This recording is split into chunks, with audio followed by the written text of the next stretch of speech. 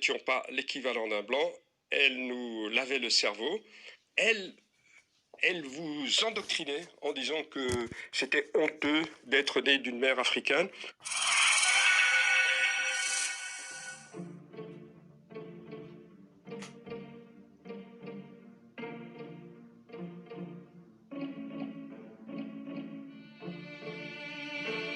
Pour nous empêcher d'aller à l'école belge, l'administration ne nous a pas donné des cartes d'identité belges qui nous permettaient l'accès aux écoles belges, qui nous permettaient aussi d'être couverts par le droit civil.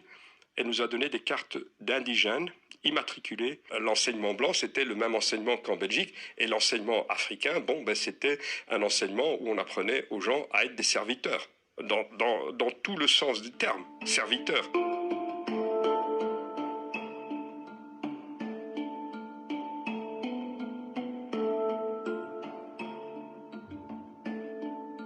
C'est clair, nous n'étions pas l'équivalent d'un blanc, elle nous lavait le cerveau, elle vous endoctrinait en disant que c'était honteux d'être né d'une mère africaine. Je vous prie de croire que la période fasciste et nazie que l'Europe a connue, les bonnes sœurs, ils amenaient cet esprit avec classification raciale, la race supérieure et les races inférieures. Et pour eux, les Africains, c'était des races inférieures. Il fallait se purifier et à ce moment-là, on pourrait faire quelque chose de bon dans la vie.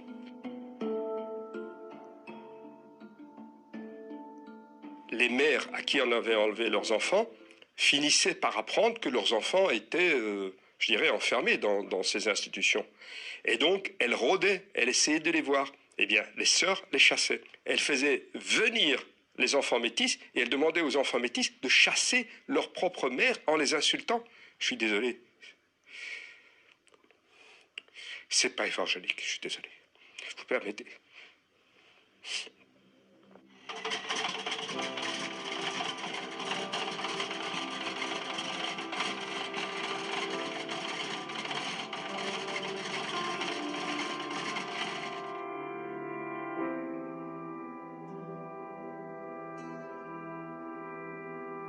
Et ma mère m'a dit ceci, m'a dit, écoute François,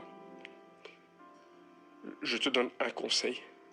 Si toute ta vie, tous les soirs, tu pries pour moi, avant de t'endormir, je suis certain qu'on se reverra un jour. Je l'ai fait.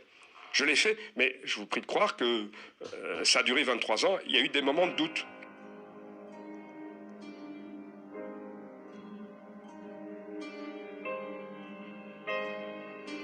Je marche vers l'arrière-regard et j'ai senti dans mon dos un regard intensif. Je me suis retourné et au fur et à mesure que j'avançais, je dis « c'est pas possible, c'est ma mère ». Je suis arrivé, je lui ai dit de son nom, elle m'a dit « François », on est tombé dans les bras l'un de l'autre, on a pleuré et vous savez ce qui s'est passé? Ma mère, sachant que j'arrivais le vendredi après-midi, elle est restée à l'aéroport du vendredi après-midi jusqu'au dimanche soir, attendre tous les avions qui arrivaient pour voir si son fils n'était pas dans l'avion. Voilà.